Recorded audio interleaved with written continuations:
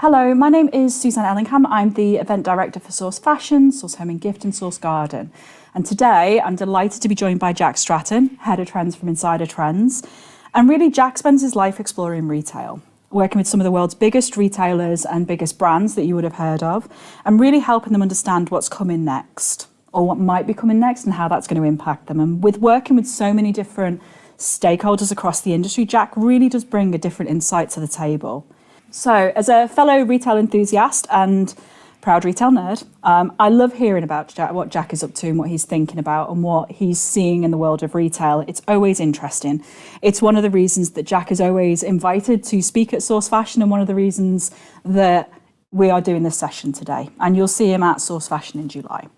But two topics we always get stuck on are transparency and storytelling. And honestly, everything always tends to circle back to those two topics, and how integral that is to retail, how integral that is to customer experience, pricing, and actually how that really comes down to the unique selling point and competitive advantage of the majority of successful retailers.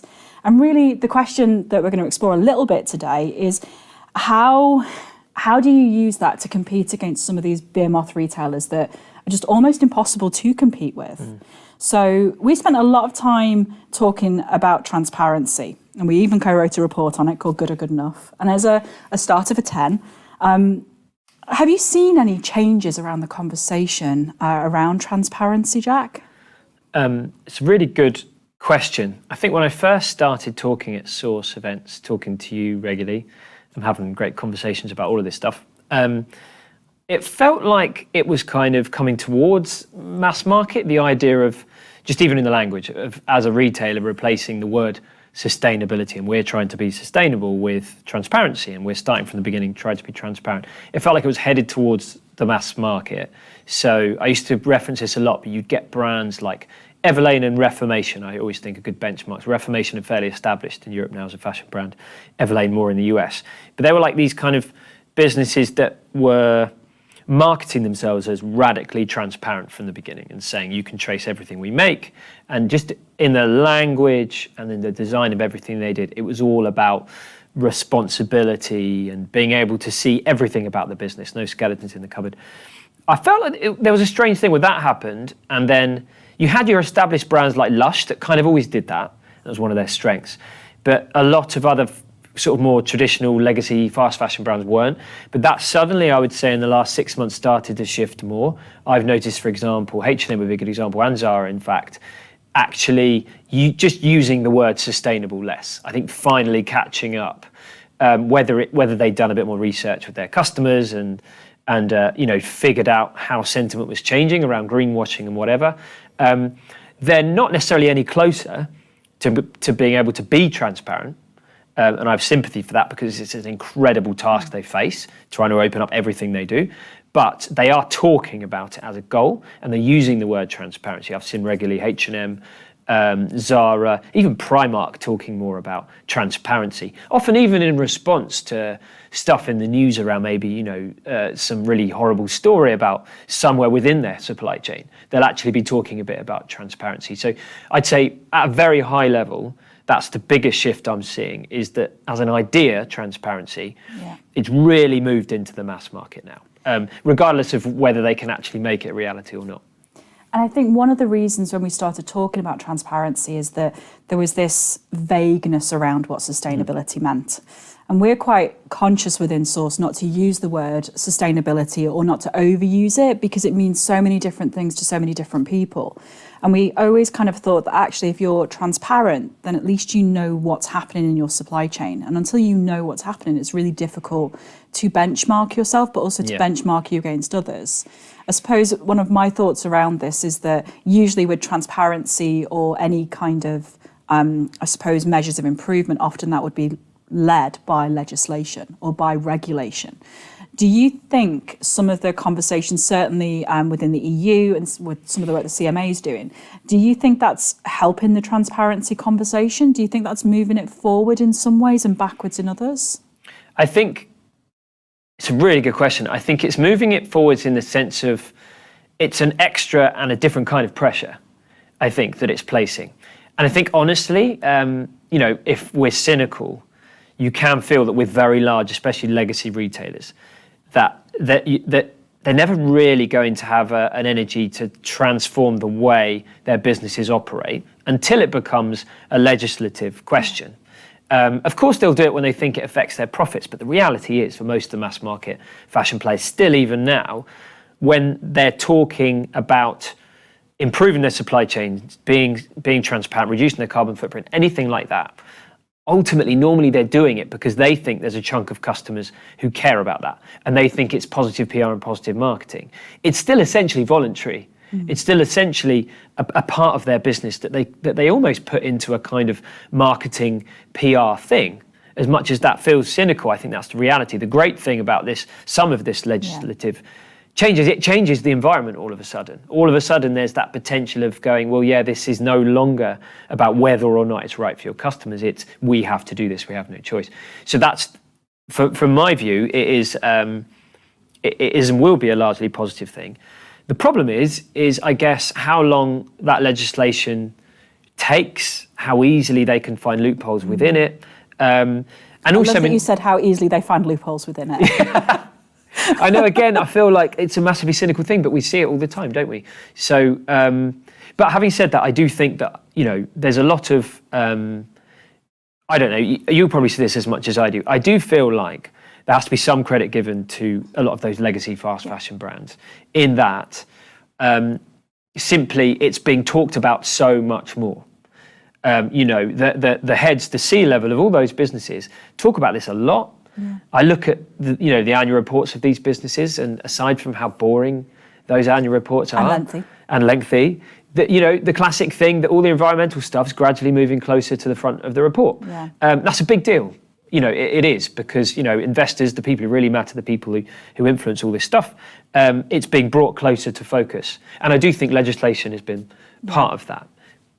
So yeah, for me, largely positive, but it's still early because we're yet to see whether they actually really do anything about it. Yeah, I think it will be interesting. I think France is probably leading the way in terms of some of the legislation they're bringing in terms of the fast fashion tax, which we may touch on in a few minutes, but also in terms of the greenwashing legislation. I think if legislation is going to be successful across Europe and the UK, it has to have some commonalities. So people kind of prepare for, if we do this, then this will be okay across the board, instead of changing goalposts depending on which country that they're working with or that they have a customer base within. But I think also this is kind of some of the feedback that we've had from a number of retailers that we work with, is actually some of the approaches that have been put in place by the CMA, whilst well-meaning and very much needed, are stopping the conversations and the collaboration and actually the openness around the transparency question. Because all of a sudden, retailers and some of these large kind of brands are hesitant to say where they are, because it opens them up to liability. And I think this is one of the interesting points where I think there'll be a tipping point between legislators and brands, where we almost have to say, you know what, whatever you've done is kind of in the past, it's not great. Where are you now, and what are your steps to move forward? And I think as long as they are, my sense is that if they're transparent with the steps that they're taking and carry on updating on those steps, because you mentioned the annual reports, and I look at a few of those too, and they've got different goals every year, and they relatively infrequently will go back and say, actually, this is how we're doing against this goal. Those goals disappear from report to report. Yeah. And I think that's what we need. We need to see something that's moving forward and some commitments. And I think then hopefully we might start to move forward on the transparency question. Yeah, and I think I'd be interested about your view on this, given that you have such a strong relationship with so many businesses in the supply chain all over the world, but also of different sizes. I see that at the events.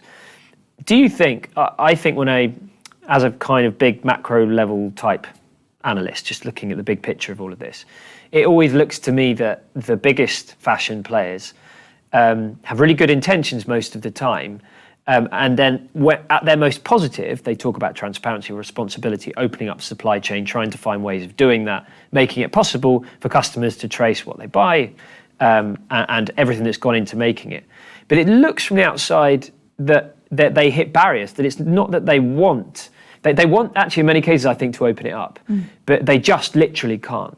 What do you think about that from the supply point of view? I mean, is it literally that there's just lots of these points where it just isn't possible because it breaks down? Do you know what? I think I work with and speak to some of the heads of sustainability and some of the heads of sourcing and supply chain at some of the largest fast fashion and some of the most ethical brands.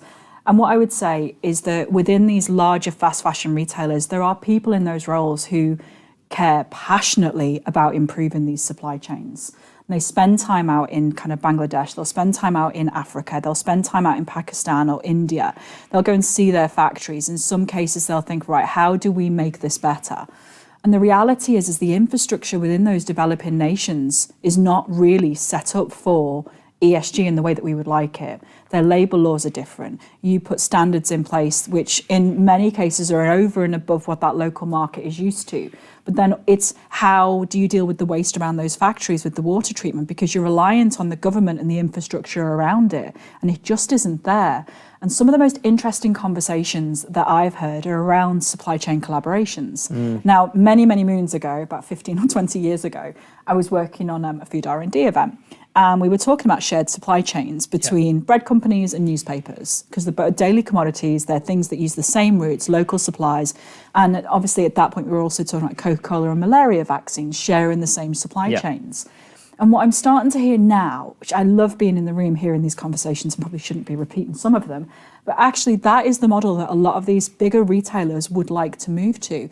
If they need to change the infrastructure or the policies within these countries to fundamentally make those changes in their supply chain and give them the transparency and the ability to make positive change that positively impacts the people, the waste, the clothes going to landfill, then actually it needs to be collaboration between them, because one of them is not going to do it on their own. But you know what? If you say, for example, had Zara and a Primark and even a Boohoo or an ASOS, if 3 of the or 4 of those came together, then they could impact policy change and actually make a significant difference on a country level to manufacturing.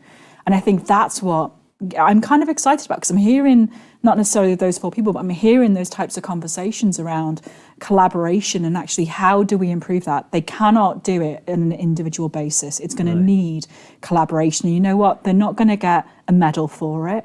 They're not going to get kind of funding for it. It's something they're going to need to do together. And when you think about the minefield, just on the competition aspect and the pricing, and it's hard. And realistically, when we're talking about change, we're either talking about incremental change or radical change in new thinking. Incremental change isn't working. So this radical thinking, or it's not entirely radical within some other industries, I think that's probably what we're going to need in order to start seeing some of this bigger change. View from the cheap seats anyway. I think it's really interesting. And the interesting thing is at the front end, if you think about the front end of all of this being the retailers, retail marketplaces are just growing enormously. They're popping up everywhere. E-com and digital kind of change has made that so much easier. Every brand under the sun is doing it. AI is also making it possible that, a retailer could start to go to a customer. If you can't find this, then send them even to a rival customer and then just take a percentage of sale. All that stuff is starting to happen. It's absolutely possible that most of the retail world at some point could all have kind of marketplaces where traffic flows from one to the other and it's all collaborative. It's becoming really normal at the front end. So it's sort of fascinating to me to go, then why not do the same at the back end, make supply chains? And I know Tesco have talked about for years how they do something where they have sort of a supply chain marketplace where if they have waste material that then another business can use, that then basically the supply chain in those moments becomes collaborative and they can pass stuff over to a different supplier. Love that. And I remember even small things I saw fairly recently, Waitrose / John Lewis. These are my favourite things, like, those proper kind of common sense things. Waitrose suppliers, so there were some Waitrose farms that supplied beef. And those farms suddenly went, hang on, why are we not doing leather for John Lewis? And in a matter of months, suddenly they were doing that. The same farmers supplying beef and leather. And it had this huge impact, kind of bottom line. But actually the interesting thing was almost the marketing PR. People loved it because they're like, people want to see that. They want to see that you talked about incremental and radical change, but also people just want to see common sense stuff that, it's actually happening. Yeah. Because I think a lot of people appreciate this is complex, but also there is some low-hanging fruit there as well. Yeah. I think on that, there's a really interesting company marketplace that we work with at the show called Italian Artisan. And they are essentially a marketplace full of lots of smaller makers and manufacturers in Italy.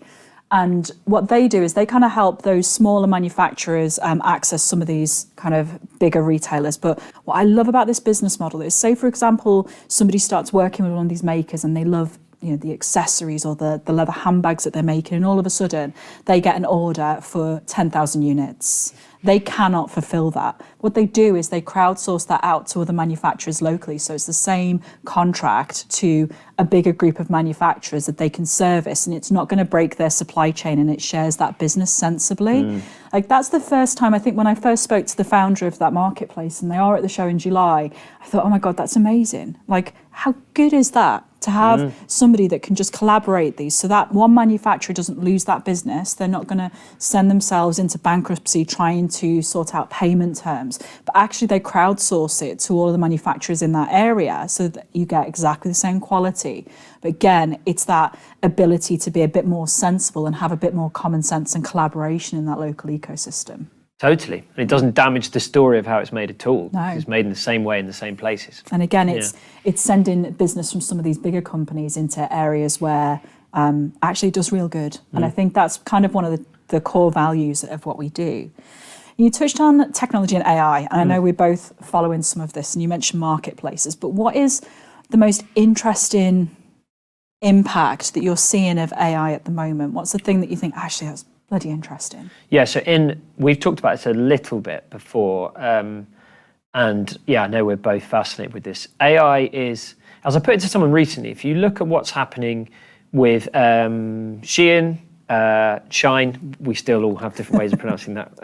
It's just, we all know which one it is. We all know who they are. So they, as well as Temu and some similar businesses, what's happening, as someone put it to me, which I thought was brilliant, is you're seeing in the simplest form, and I'm no AI expert, but you're seeing the two most broadly understood types of AI working from both ends to optimize what they do. So on the one hand, you've got predictive AI, which is the slightly more traditional version, which is basically just aggregation of loads of information, loads of data, which is just en masse crawling everything that potential customers and existing customers are doing all over the world to figure out what kind of stuff they want to buy.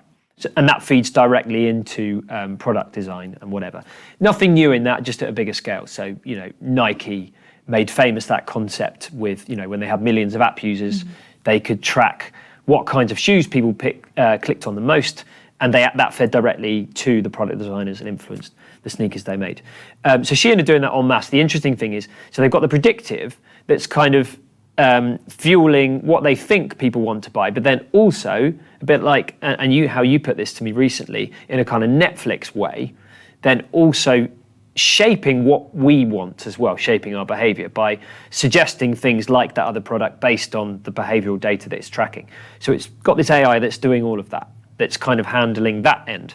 But then they're also using generative AI, the newer type, at the other end to constantly feed, there's this number that people throw around, which is between 2,000 and 10,000 new products every day that people see on the app. In other words, it's limitless. You'll never see the same items every time you go into the Shein app.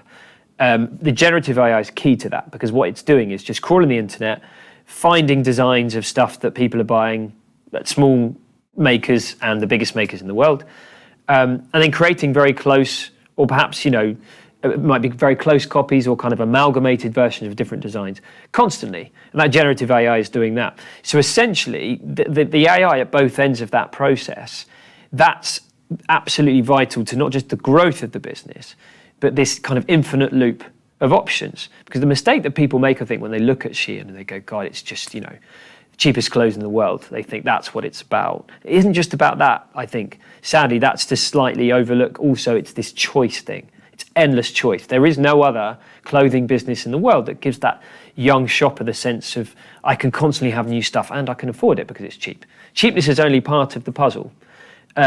So I think, to me, especially in the fashion world, that's been the most fascinating thing. And I heard from, again, a sort of someone who knows more about AI than I do, that sometimes on a Shein app, what you're looking at is clothing that doesn't really exist because of this AI crawling the internet and copying designs. You're seeing something that this AI thinks you might like, And if enough people click on it, then that particular design gets sent to a little factory in China and then it gets made, which is just mind-blowing. You're looking at clothing that isn't exist. Yeah, and when you think about that on a bigger picture, so we talk about 2,000 to 10,000 new products a day. Nobody can sustain that. No. What you're looking at is 2,000 to 10,000 composite AI predictive images that could be a product. Yeah. And the more eyeballs or the more clicks or likes or how people interact with those images is actually what's going to drive whether or not that goes into production. Absolutely. And what I find, and that's when I said to you, because I like bring it down to its lowest level, it's like Netflix have been doing that for years. Yep. They release a series, if it does really well, then they will release a second and a third series, and then they'll budget based on how successful that was. And that's really what's happening at a much larger scale at Shein with their product. But I think there's also an impact on this, and this is probably one of the more, I wouldn't say interesting, probably concerning points of view on this one, is the class action lawsuit that's taking place in the US at the moment, where it's not even a matter of they're taking the composite images, they're actually directly copying some of those images from artisans and brands and people whose life is really in those fantastic products that they've spent years slaving over, that they care about. And what's happening is Shein are able to say, right, this is a fantastic product. I'm going to send this to the lowest cost manufacturer that we can to send it out. And what you're doing is mass marketing something that's a much higher quality product. And there's huge potential for this to really destabilize and put quite a lot of those makers out of business. Yeah. Because whilst we understand the cost of products, when people are looking for the best value, they won't necessarily think, well, this is £100 here and this is £10 here. You know, I'm going to go with this one because quality may not be okay, but it kind of looks the same. That actually understanding the impact that that's going to have further down the line. Absolutely. And I think that, you know, and probably this is what we would come on to talk about next, but this is what, for me, massively reinforces why the rest of fashion to me, whether you're talking about a mass market concept or not, I feel like in a world that's dominated by Shein and Temu type things, and it's safe to assume that more of that is coming, right? That you think, well, all that's left then is quality, is story, is you know, something made with love and talked about with love, and basically, you can't compete with it because you can't. That's exactly my point. Is that it sounds kind of a bit obvious and glib, but you can't. You can't. I mean, I'm looking at the moment at H&M. Have opened a new store in Chelsea, London, and a new store in Soho in New York. And they've already got stores like this in Berlin and all over the place. And these are beautiful. These look and feel like high concept, kind of premium, low level luxury stores. Small product selection, really curated. In-store cafes, they'll team up with local makers. The fit out is incredible. They have every kind of bit of the trappings of a luxury space, and it's H&M. And I look at it and I think, yeah, because there's nothing else. What other direction can H&M going? H&M, yes, H&M mass market affordable fashion still, but actually they now operate in a world where they are not even nearly the cheapest clothing brand. So H&M are going, yeah, okay, we probably long term we need to premiumize. Yeah. I keep thinking, my God, if anyone talks to me about fashion now, I'm like, yeah, unless you're Shein, premium. Yeah. That's all there is, you know. And it feels strange to operate in that world because, you know, even value for money, of course, is important, and that's a broad sort of concept. But whenever I have conversations about this now, that's the first thing I say to anyone. I think it's about now premiumization, and then anything that comes with that. How do you premiumize? You know, how do you make sure that in premiumizing you still seem like you're offering value for money? But there is, exactly as you say, you cannot compete. I think it's interesting when you say premiumization, because I think when I first heard that phrase, I think luxury. I think really expensive, high price point products. But I think when we're discussing it in this context, it's actually about the value of your brand. It's about standing out. And when we talk about transparency, although we can talk about it in terms of sustainability, in terms of what's happening at the back of where your product is made, I think there's another side to this, which is actually be transparent in your story, no matter Yes. which business you are, because you can't compete on price with some of these mega brands, and you shouldn't. It's actually incredibly damaging as a business model, and I don't think anybody should try and compete with that. So if accept you can't, again, going back to this incremental or radical thinking, actually what you have is who you are as a business. It's your story, and how you bring that across to the people who come into your store, interact with you digitally. How do you tell the story of what you stand for? Because there's a phrase that's, people do business with people. And I think within retail, you see this more and more, is that people like to shop. I think Theo Pafita said it on one of our stages a few years ago. He said, shopping is like a national sport for us British. Like, we love it. And there is something to be said for that. And one of the things that I find most interesting coming out of COVID is actually the amount of people who've stopped not necessarily shopping online, but they're going into store a lot more. Yeah. And I think when people go into store, you have the ability to connect with your customers in a different way. And I think this is where we always come back to two topics: transparency, storytelling. You mentioned H&M, and obviously they're moving their story and store in a different way. But who do you see doing this so well? I think there's so many brands that I think what you've got is, and I'll give a few examples. You've got some traditional retailers that have or retailers have been around for a while, that have really successfully pivoted, I think, and maybe not totally transformed, but have just moved more in this kind of transparent storytelling way.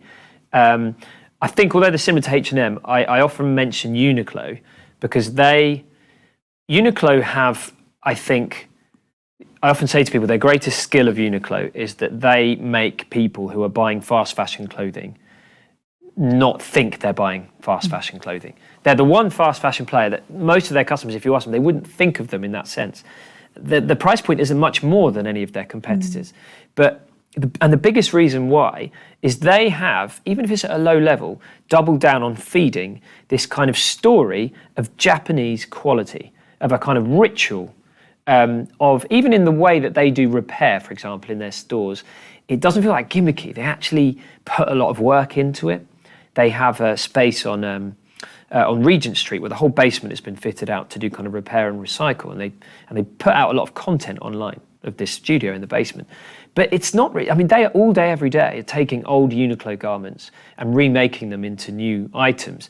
But they're amazing, these things that they're producing. But also, they're always done in this kind of way of feeding the same story that they know cuts through, which is Japanese quality, patience to make, which is ironic because it's still fast mass market fashion, but they've kind of through story created this feeling of, this is a bit more than those other brands. This is something carefully made, time honored, there's a history, there's a legacy, all this stuff, which is so clever because, to some extent, it's only partly true, but they've really built that. I think you've got, and I mentioned H&M, you've got lots of big retailers who I think are kind of doing a wonderful job that way. I always mention Dr. Martens, even though Dr. Martens go through ups and downs. I think for me, they're the benchmark for a brand that's carried on, but always, whether it's tried to kind of jump into the Gen Z world with slightly different designs, they always have obsessed with the story. And I like with Dr. Martens, not just the story of a brand, it's the story of every shoe. You see in any Dr. Martens store, the shoe will have like a quirky name and always like a big chunk of text that will tell a mini story about that shoe. And it's not just it was made here. It's like they'll tell you almost where the idea came from. And there's always a link to some kind of musical icon or something that really brings it to life. And by the time you've bought it, it feels so much more than just something that's been put together. So you do get, again, these traditional brands who do that. Connection. Oh, completely. And I think going back to Uniqlo, what I find so interesting about what they do is by even just dropping the seed of repair in somebody's mind, you're saying that this is built to last. Yeah. You're saying, bring it back to us, we'll repair it. It's going to last forever, or for as long as you want to continue to wear it. And I think it's that emotional connection. And I think it just makes it feel a little bit more human. I think what Dr. Martens have is, like you say, if you go into store and say, this was inspired by David Bowie in the 70s, and that's why it's got this kind of cool little red star on it. People connect to story. They connect to something that they can then talk about and becomes a conversation piece. It then becomes something they love as opposed to something that's just a shoe. And I think there are so many brands that do that so well. And what I wonder is if there are these brands and these big businesses who can spend millions of pounds on this and really, really consider it. But actually, by the same principles, it's accessible for any retailer. And what I would say is, there are any smaller retailers that you see where you think, you know what, anybody could really do that. It's like, not anybody, but this could be replicated, or this could be something that would just help customers connect a little bit better. Yeah, definitely. So I think, I'll try and think of a few. So you have, they're still relatively small, even though they've been around for a while. And I often talk about Rafa, the cycling brand. The reason that I think, their version of storytelling works and what anyone can learn from it is actually, what you notice with Rafa is they don't talk about the story. So it's premium cycle wear. They don't sell the bikes, just kind of like the clothes and a few accessories and bits and bobs, all beautifully made. They don't actually, though, go through that classic route like the luxury players all do of talking about how and where it's made, which, by the way, works and often works beautifully, and loads of new and old brands do that still. What Rafa do, I'm seeing other brands do, is they kind of let their community tell their version of the story. So their focus is entirely building this kind of cult, this group of fans of that brand who are mad about them, and their space is really key to this. So, people in, London and lots of European cities, US cities will probably have seen one. They're more like coffee shops with a few bike accessories in, where you watch the Tour de France and whatever, but you hang out. But what they do very carefully, online and offline, is get their fans together, build the community, and then they get, the story builds from them, and almost the stories become that community. So the stories are what Rafa is to them, and for most of them it's in Soho where I go for a coffee and then I go on a bike ride, or where I've met loads of my friends, or whatever it might be. The story has become everything that's happened around that. The community thing, I think, is massive, as I think for smaller brands, because the truth is that that's something now that any brand can do, and actually to have any longevity as a brand, that you have to do. Because if you want to have a value and a worth beyond just being cheap or available or something like that, it's going to be about, how can you build, at least to start with, a group of hardcore fans who are going to keep coming back. Because, that thing of the occasional customer who buys from you because they're cheap, the only way that works is if you have 100 million customers. Yeah. So you're going to have to go into loyalty. That's your play. You've got to get a group of people who keep coming back, and that's community. Yeah. And you get bigger examples of that as well. But I think, I think Peloton has done this quite well in terms of their community. And I say that as somebody who's been to their London studios, and you see how this has moved from, and I think they obviously have some challenges in their business model, but their community are obsessed. Yeah. And they're advocates, and they will talk about their favourite instructors and did they go to the studio and their experience there, and then they'll talk about the outputs of their bike. And I think, it's a good example of something where community will keep that business going. It will be ultimately what will, if they are sold, what will make them an attractive commodity to a bigger sportswear brand or to a bigger retailer that actually sees that as a play into their business. Totally. And I think actually, focusing a bit more specifically on some fashion concepts as well, if you've seen them, Finisterre, I love Finisterre in a very similar way to Rafa, not necessarily through their spaces, but everything actually, their stories are kind of about the product, but they're very careful and clever in going way beyond the product and thinking about who's this person that buys it and what are they into. So Finisterre, everything is about kind of where they're from, which is the southwest. It's about surfing and climbing and the outdoors and kind of, real kind of wholesome living. And everything, all the stories are just bits and pieces connected of that, but it feels like it's about the customer. So it's emotional, but also super relevant to the products, because the products themselves, the bags, the jackets, are beautifully made and, of course, great for all that outdoorsy stuff. But they don't get too technical, in that way that sometimes maybe some of those established players in that very competitive market, outdoor wear, North Face type businesses, they can double down a bit too much on the technical stuff. Yeah. And I like what Finisterre are doing. They built a little community of going, actually, no, what are they into? What are their stories? And let's stick our brand in the middle of that. And you get lots of examples of that, they're even smaller still, but Batch London, who I'm obsessed with, they just make a couple of suits a year. That's all they do. They're called Batch because they make them in batches, all made in London. But they have talked about from the beginning, and they are growing, but from the beginning, it was all like, if you buy one of our suits, you're not just part of the community, you're contributing to the community. You buy one of our suits, you're feeding the longevity of this business. Yeah. And that's a really cool idea. It's like by buying the clothes, you're buying sort of membership, and they do these exclusive events throughout the year for people who've bought a suit. And they did that from the beginning. And again, because they're a little bit more premium, because they have to be, that makes all the difference. If they didn't have that community, it's never going to work. I can't imagine a company like Batch working if people just buy, a pair of trousers from them and never go back. Yeah. They've got to have that loyalty. No, I agree. And I think one of my favourite retailers in London is Black Horse Lane. I love them. And my husband has many pairs of their jeans. And we were actually talking about it yesterday because they've started doing private label for the brand. And I think they're making a slightly cheaper version of their premium product, but they're still great products. Yeah. And he said to me, why would I go into their store and buy this when I could actually just buy it from here? And I said, well, because you don't go there just for the jeans. Yeah. I said, you go there to pick your denim, and you go there to have it tailored, and you go there to talk about, everything to do with denim with the store kind of manager who will spend 40 minutes talking to you about the difference between Japanese and Turkish denim and actually help you make the right choice. And then what you're also paying for is a lifetime guarantee, because they'll repair them for you.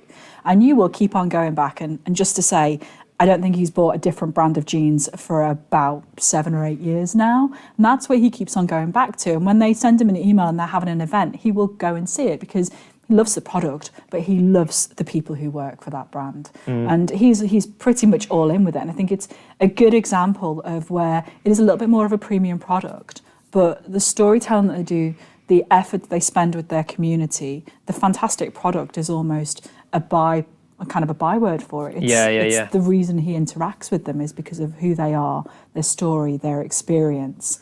And they are generally, I think, a fantastic example of a very, very small retailer manufacturer who do that really well. And I really like your point there that actually they're also starting to do, some more affordable. That's a really important point, because again, I think it can feel that all of this stuff really matters, when you're that niche, small, premium-ish brand and you've got your little community. But, it feels like the general commentary is that, but you can't go beyond that without massively compromising, and then you've got to forget all that and it's all about price and blah, blah, blah. And I don't think that's true. I think there are lots of examples now of how businesses, grow in a way that does still retain a lot of that quality, in terms of the product, in terms of the story and brand. I was at an event recently and was learning about a business in the US that are well worth anyone looking up as such a good case study. They're called Monica and Andy. And it's kind of, so they're based in Chicago, I think, but they operate all over the US. Kids for toddlers, babies, young, and I think it's up to like 6 or 7. But anyway, they were the epitome of like a really lovely premium brand with a few stores, a bit of online, not doing too much. They went into 1,200 Walmarts, like a shop-in-shop, which is insane. Imagine just like, a tiny niche brand are suddenly in 1,000 Asdas in the country. Like, you think, God, that's just going to kill the heart and soul of the business. But what they did is, apparently because they had a lot of brand recognition already, they went into the Walmarts and they actually did like a slightly cheaper, but not too cheap, version of the brand, slightly altered, but same quality, same story, same community stuff, all of that. And not only did it work really, really well, it's been so successful that it's allowed them to grow that other sort of really important community niche D2C part of the business. So then they're still opening more of their separate stores with the more premium offering. So they're doing both, because people assume, if you go into the mass market side of things, that kills, maybe the more premium or the more niche or the more quality, but it hasn't. They've just slightly separated those two versions of their own business, and one feeds the other. Yeah.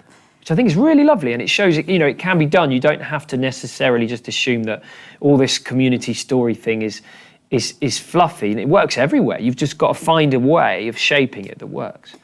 And I think what I find interesting about that is we've just discussed probably two fairly premium brands or fairly premium retailers.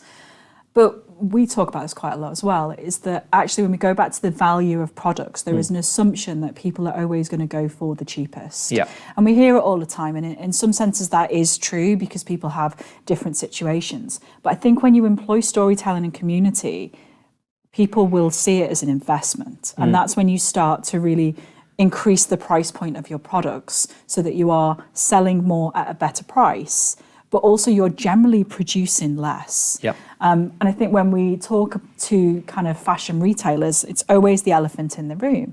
It's like, well, we need to sell more stuff. We need to sell lots more stuff because ultimately we need to make money. We're listed businesses. We need to make more profit. But what I find really interesting is the journey of some of these brands who are holding their price points, producing less but higher quality. And actually they're accessing exactly the same customers that people assume will only go for the cheapest option. Absolutely. Completely. And, this is something I talk about all the time when I present, is that in terms of customer trends, the most fascinating one to me always is that often the customer that buys the absolute cheapest stuff, and at the moment, genuinely a customer might buy from Shein, is also buying from niche luxury brands. People find that strange, but a lot of the growth in luxury in all categories, fashion and beyond, is from younger people. Sometimes those people that are spending 80 quid on beautiful batch-made perfume made in Cornwall or whatever, at the same time, they might be buying a few bits on Temu and Shein. This seems mad, but it's true because there's this polarization of spend, fed by buy now, pay later type stuff and all kinds of things. But you cannot assume that because someone is maybe spending a lot of their time being really cost conscious that they're not spending on luxury, and vice versa.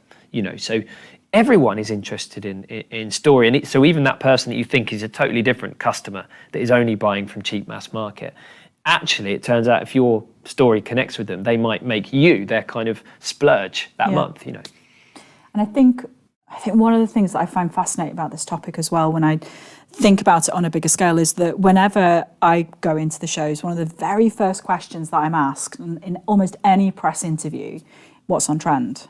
Like, what are the trends? What's going to sell? What's going to fly off the shelves?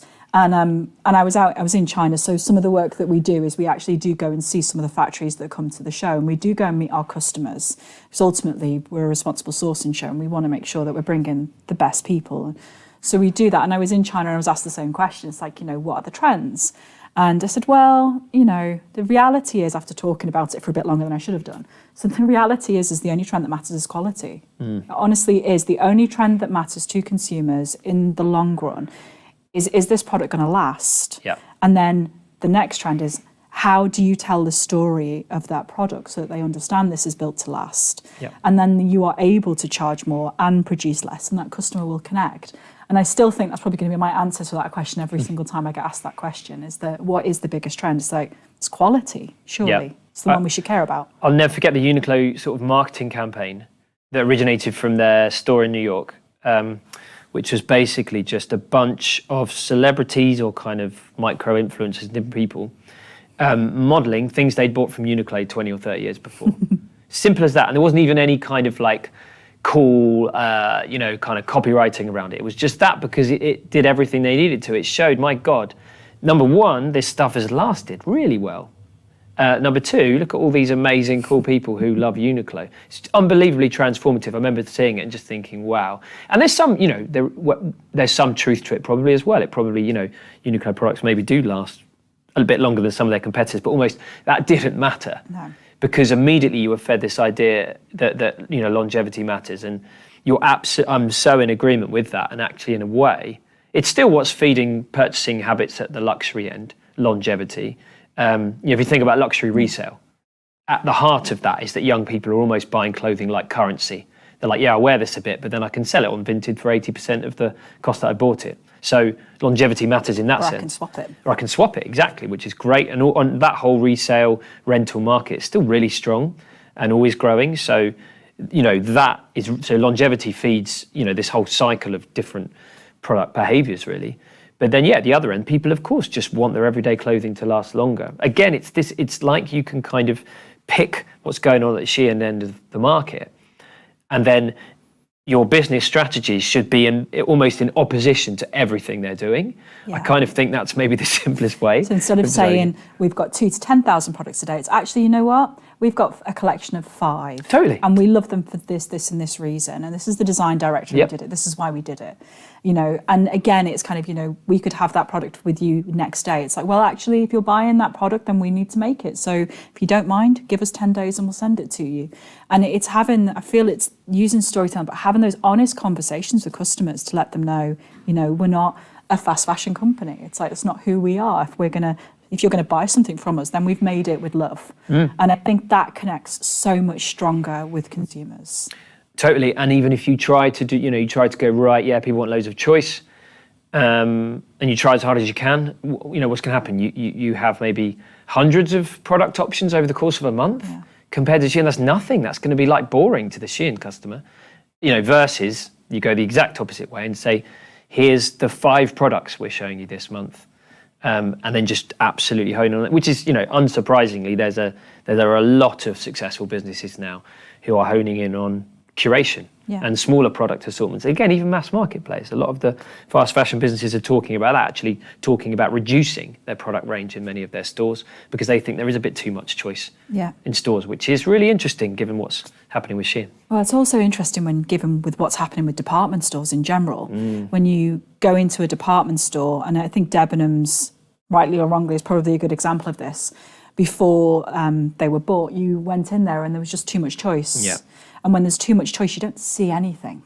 And actually, by editing down, by reducing the assortments, they could have given the opportunity for more products to shine, which possibly would have meant people would have bought more in there because they'd have truly seen the products in there. And I think Mary Portas has said it as well. We've got too much stuff in our shops. Yeah. And actually, what tells a story for consumers is when they go in there and they connect with you, and they're not going to connect with you with hundreds of products. They're going to see a few things that shine. And I think it kind of goes back to the whole ethos around quality, storytelling and edit. Absolutely. Yeah. And I think, to be honest, to me, a lot of the most exciting, innovative retailers and brands that are really cutting through around the world, when I see their store concepts, it's amazing how minimal that they're becoming. I'm seeing it all the time, and almost with any product type. In Stockholm recently, I saw there's a brand called Hestra, who are like this glove business. They make gloves for every scenario. So like, ski gloves, Gentle Monster. driving gloves. Yeah, exactly. Gentle Monster, just the same. It's crazy. And Hestra are like, they told me in there they have 400 different types of gloves, but this store just had 20 of their different products, and it was quite a big space. And it just basically showcased these 20 different types of gloves, all beautifully merchandised with different sizes. And then at the back, they just had a few select pairs of kind of leather gloves for women. That was the whole store concept. And it was amazing watching not just me, but other people, and how much how popular it was, but also how it cut through. And it makes so much sense in a world where we're all just drowning in stuff and choice and things to do and, and noise in general, that actually what then cuts through is kind of a bit of, lots of people talk about this, but a bit of quiet luxury, a moment of just saying, look, here's just one small thing. You don't have to think too much. Here it is. And then inevitably a person to come and explain it to you. God, that's a nice experience to have. But again, if you can't have 10,000 product choices a day, you are in a way better off having one. Yeah. And again, I think we've spoken for quite a while now. I think what that comes down to is, you said 2 things there. It's the quiet luxury and just being able to absorb what the product is, but it's also then having somebody in store to talk to who cares about that product, who knows the story about it. And it's that connection, whether it's Dr. Martin talking about the story of that boot, or whether it's somebody talking about where the leather came from for that glove, or why they chose that colour. It's like people still buy from people. They love the experience. And I think it's the human element to that will tip somebody over that purchase point. Yeah, absolutely. Great. Jack, thank you so much. I think we've covered quite a lot there. Yeah, we always do. We always do. And thank you so much for your time. We'll see you in July. And if people have any questions about what we've been talking about, we've been discussing, please bring them to the show. We're always open to answering everything. And by Evan, I mean Jack on stage. Thank you so much. Thanks so much for having me.